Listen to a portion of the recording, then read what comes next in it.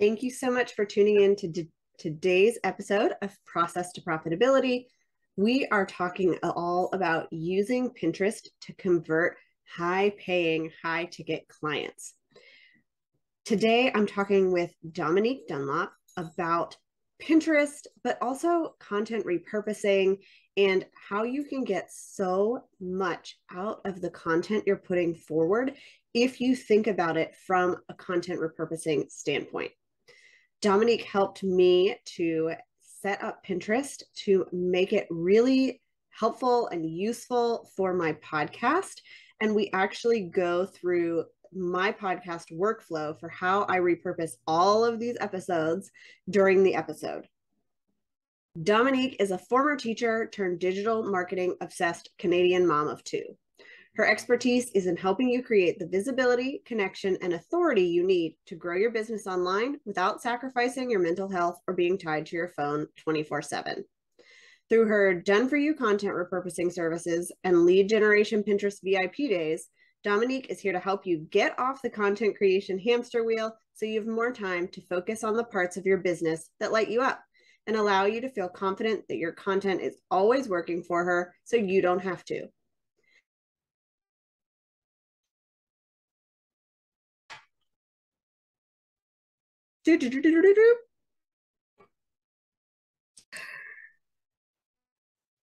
Hi, Dominique. Thanks for joining me. I'm so excited to be here with you. I am excited to dive a little bit further into Pinterest. So we've done some episodes on this in the past, but things are always changing. And you really look at this as a bigger part of content marketing. So I'm excited to look at it from that perspective today. For sure. So let's get started by having you just tell people where you're located and what your business journey to profitability has looked like. Sure.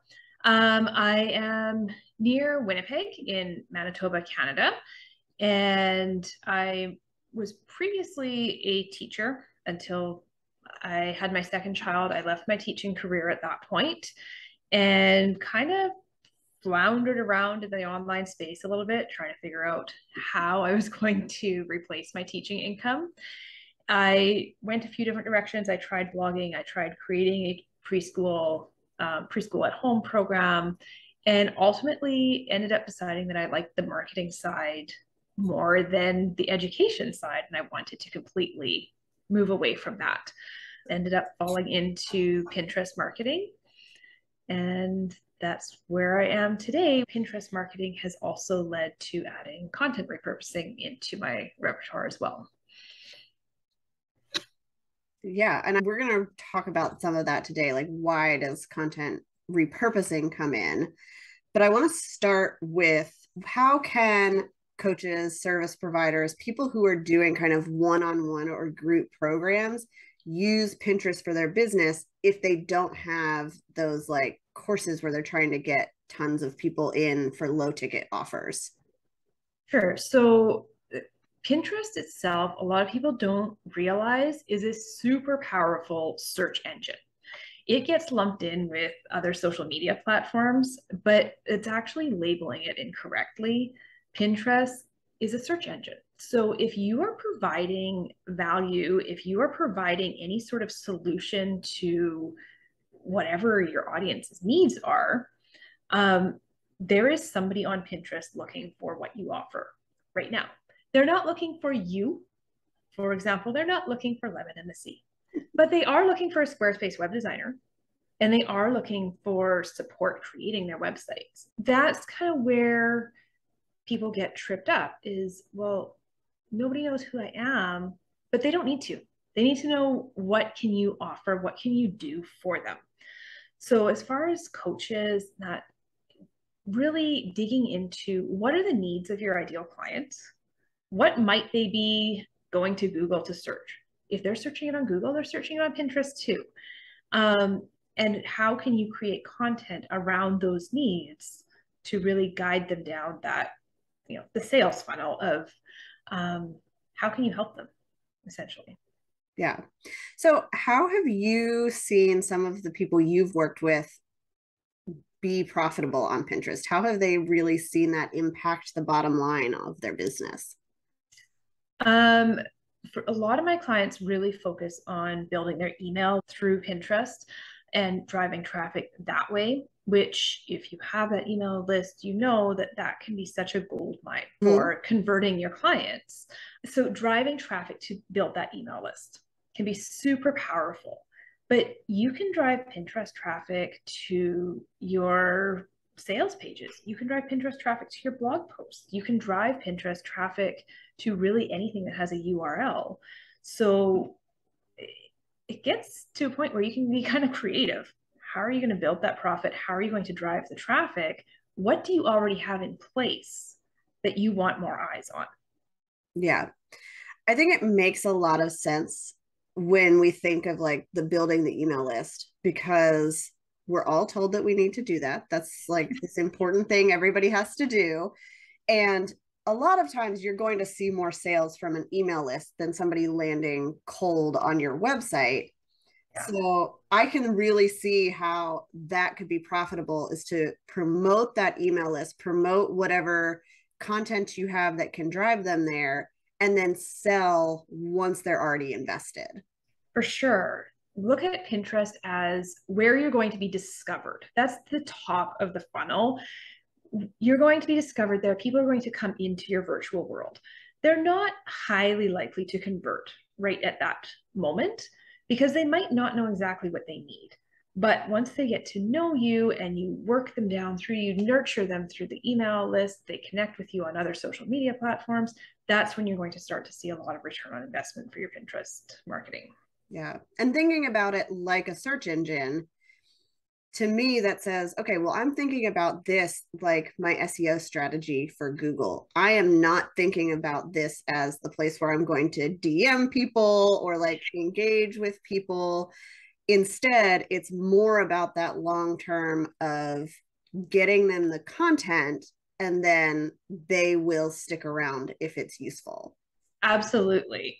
And as far as not having to DM and all that stuff, if you are like an extreme introvert like me, you'll love Pinterest because you don't have to do all that stuff. You don't have to do all the engagement. You don't have to be there. You don't have to show up every day.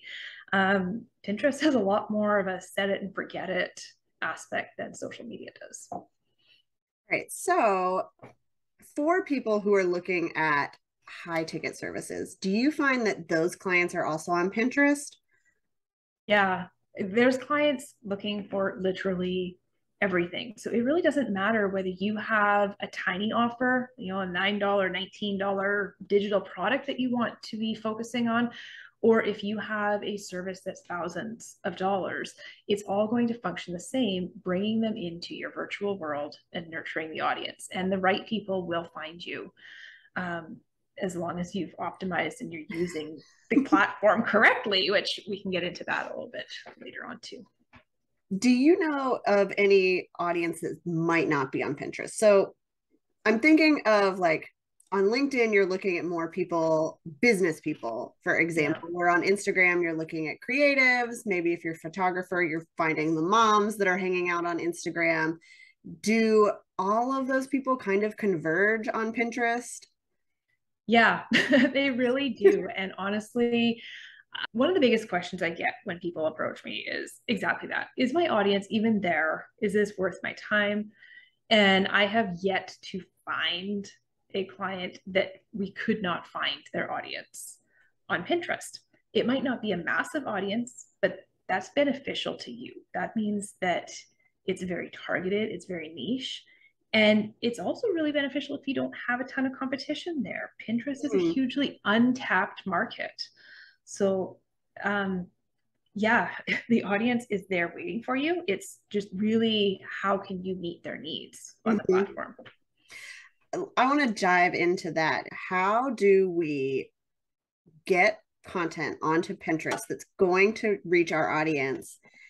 And specifically, how do we do that without feeling like we are having to create new stuff for every single platform and every day that we have to show up? Yeah. One of the beautiful things about Pinterest is that you don't create for Pinterest. You repurpose content that you already have to Pinterest. So for example, if you have, let's say, a podcast, and what you're going to do with that podcast episode, all you need to do is create the visuals, so the actual pin images that are going onto Pinterest. And then you're going to write a keyword optimized pin description and title, but you're not creating anything new. Because what happens with that pin image now, you publish it and it's going to link directly to your podcast episode. So it's, again, coming back to Pinterest is a visual search engine. It's exactly how if you click on a link on Google, it's driving traffic to that specific URL. Pinterest is doing the same thing. You're not creating something new. It's a way of marketing and promoting something you've already created. Yeah. And for those who don't know, so you helped me set up Pinterest for my podcast. And I have a Canva template that has like all of these pin graphics. So for every episode, I go in, I add the title, I might change it up a little bit, change up the graphics, and then I can just schedule them all. It's so much faster than writing captions for Instagram that have to be new every time I want something to go out. And I'm driving more traffic to the podcast, which is where people are learning about my service. Right. And those captions and images that you create for Instagram, you're lucky if they're still in the feed the next day. Like half the time they disappear before you get your morning coffee report, and it's done, all that hard work. But Pinterest, your pins live forever.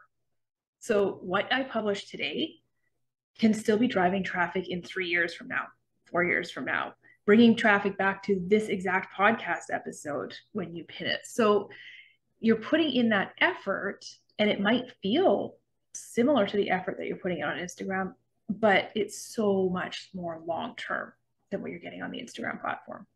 You helped me, and we've talked a little bit about this, but I know Pinterest is always changing, algorithms are changing. You helped me set up some really optimized boards and kind of plan out what my pin schedule was going to look like. I would love it if you could walk people through, like, what does Pinterest want now? Are we in the age of you have to pin like 30 times a day, like Jenna Kutcher told us years ago? Or has that changed?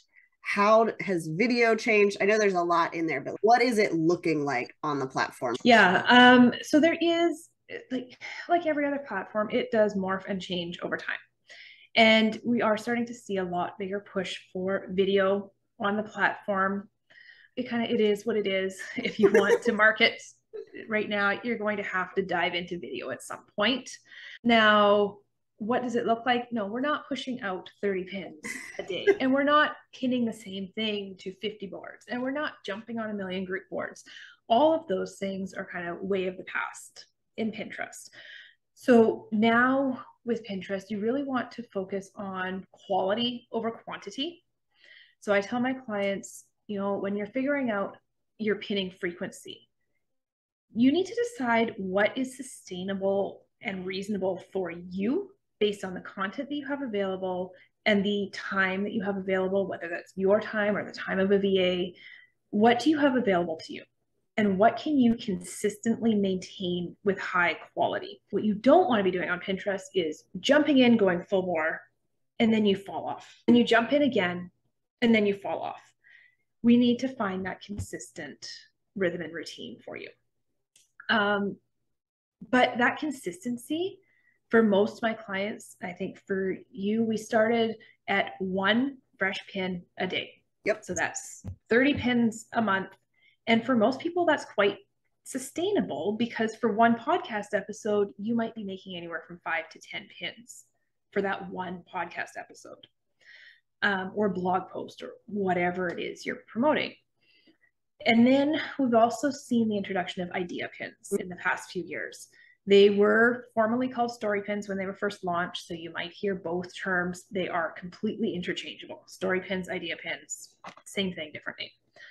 And the easiest way to explain those is they're very similar to Instagram stories in the sense that they can be video, they can be photo, you can add stickers, you can add music, you can add all kinds of little things to them.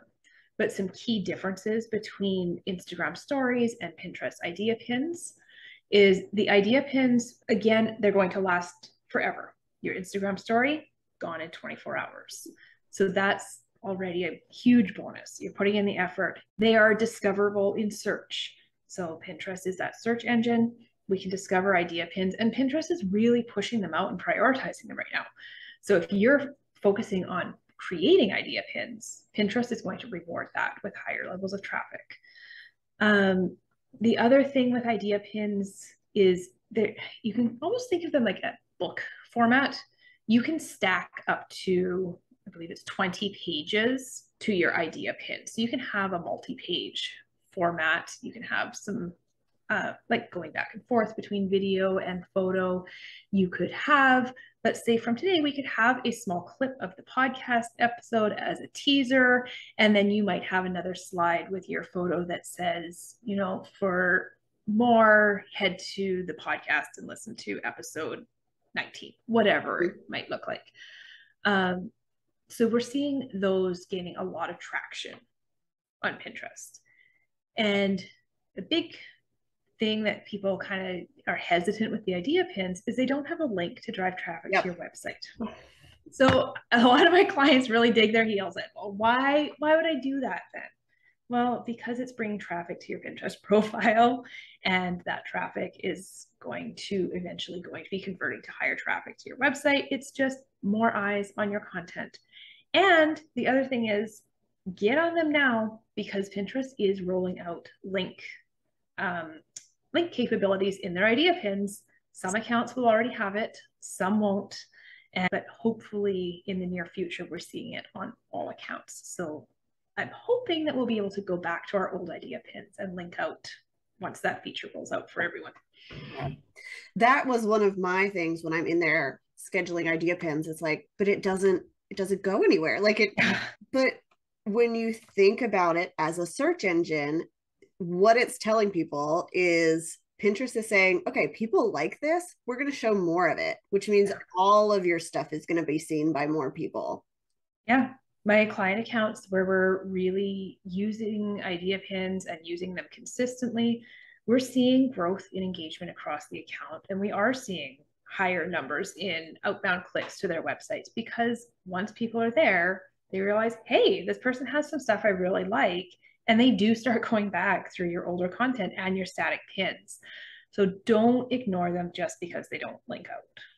All right. So what if somebody doesn't have a blog or a podcast and they feel like they don't have a ton of content that they can always be creating new pins and idea pins for? Really dig deep and do a content audit. What do you have? If you've been on Instagram for a while, you've probably got some pretty powerful Instagram captions. You've probably got some pretty powerful carousel posts.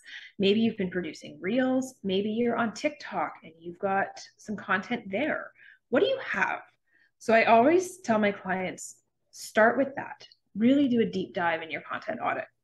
From there, then we need to get strategic. What can I do with that content? Can I use it in the format that it currently is? Or should I start repurposing some of it into different formats? For example, if you've got TikToks and they are, you know, good, educational, generally like face to camera talking type TikToks, not so much the dancing reels type format, we can take those. Let's push them onto Pinterest as an idea pin. The one caveat there, we want to make sure we're removing any watermarks from other platforms, because you're going to get pushed down in search if that's on there. Ideally, like for myself, I try and actually record my video just in my phone so that I don't even have it watermarked, and then I can push it out wherever I want. But get rid of those watermarks, upload it to Pinterest with a keyword optimized title and pin description, and start using those as your idea pins. Same thing can be said for your Instagram carousels. You can take those and now create an idea pin out of them. You can technically create pins and link to posts on your Instagram page. You're not going to get as good of reach. You're not going to get as much traffic as if we were driving to your website, but it's a start and it's better than Nothing. If you have the ability to get that content onto your website in some way before you start promoting on Pinterest, that's always going to be the preference.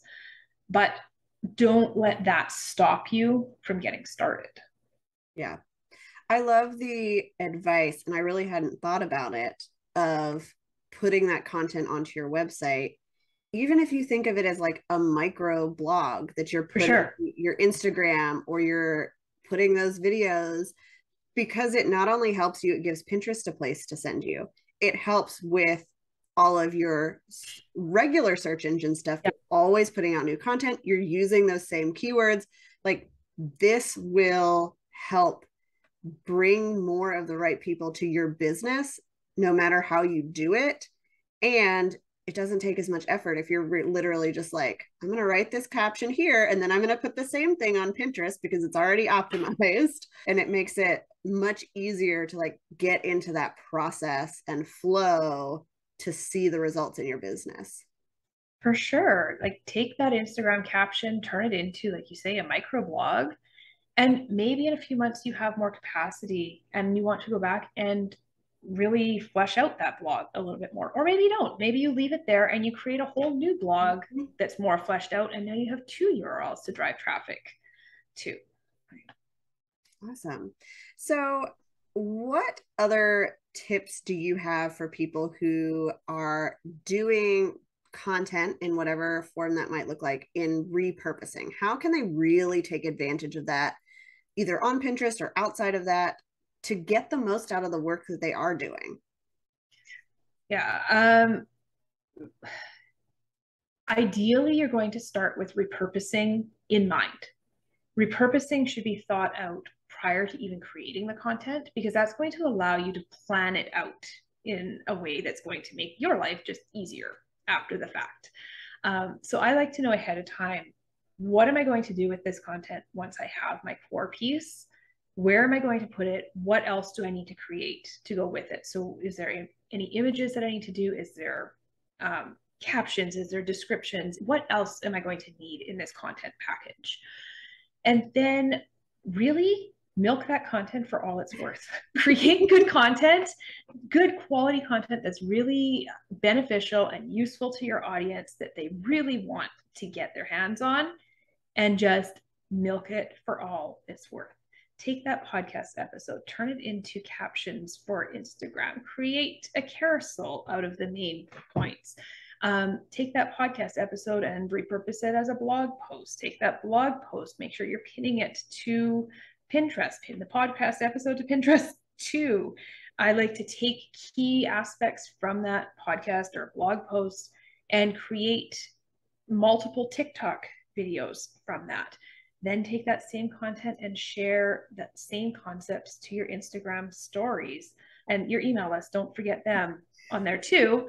You have that content, so write out an email with some of the concepts from there and direct them to your podcast or your blog post to learn more about it. It's really a big ecosystem and a big kind of ball that's rolling all together, interconnected, and you really don't need to be working so hard. If you have some really, really good core content, you can easily create everything you need to market your business for like a very long time. I'm just putting the finishing touches on a new freebie that is how to create a month's worth of content from one podcast episode. You really don't need more content. Your content just needs to work harder for you. Yeah. And that's part of what you helped me set up. So I switched from doing audio only to video for my podcast so that I put the video on YouTube. I have the podcast in the podcast player. We can have clips of everything for Instagram and TikTok and Pinterest. And then we have quotes and we have audiograms and a blog post and an email. Like, there's so much that I get out of that because I've planned it from the beginning. Like, I know that I need these types of graphics. I know that I need like a nice quote from the episode. And I can think about it that way to make sure these are getting as much reach as possible. Why put it to work if no one's going to hear it? Right. Don't put all that effort in and let it sit and do nothing. put the effort in and then sit back and you do nothing, not your content. And it's such a relief to know that we don't have to be on Pinterest all the time, like pinning and doing all of that stuff that you used to have to do. This is so much more sustainable for business owners who really have to focus on their client work and building their business. And this is just one of their marketing avenues. For sure. And you can, like I said, you can kind of set and forget your Pinterest marketing to an extent. We have to keep an eye on analytics. We have to keep an eye on what's happening. But you don't have to be in there all the time engaging. Once you have everything set up and completely ready to rock, you can easily hand over your Pinterest marketing to a VA. It can be done in about 4 to 6 hours of VA time, completely hands off for you, because it doesn't need that personal touch that we need to have on Instagram. All right. Well, this was so helpful. I'm excited for people to really think about this in a different way, think about their content in a different way so that they can get the most out of it.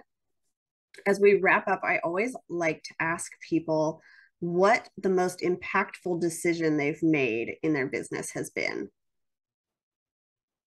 To start investing in myself and stop relying on University of Google.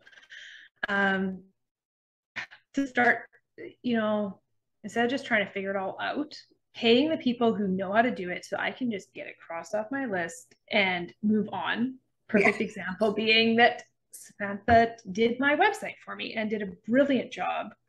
And it was just finally off my list and no more Googling of how to do all of it.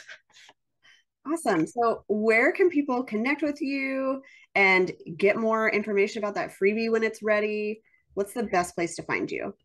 My website is www.dominiquedunlop.com. So you can come visit me there and also check out Samantha's amazing work on the website. And I'd love to connect with you on Instagram. It's just Dominique Dunlop _. All right. Awesome. Well, thank you so much. I'm excited to share this. Perfect. Thank you so much for having me. As you heard in this episode, it is so important to be repurposing your content on Pinterest and other platforms so that people can find you where they are looking for you. This is really going to impact the profitability of your business. But the best way to do that is to create a process that allows you to step by step know what you have to do to take advantage of the content that you're creating. And don't forget, all of that content has to live somewhere. In the episode, we talk a lot about using Pinterest to drive traffic back to your website. But that means you have to have a website that is then going to convert those people into your dream clients. So if you are thinking about creating a really robust content marketing plan and using Pinterest or another platform as the cornerstone of that plan, make sure that your website is up to date and designed to convert for your business so that when people land on your site, they know you, they trust you, and they are ready to take action.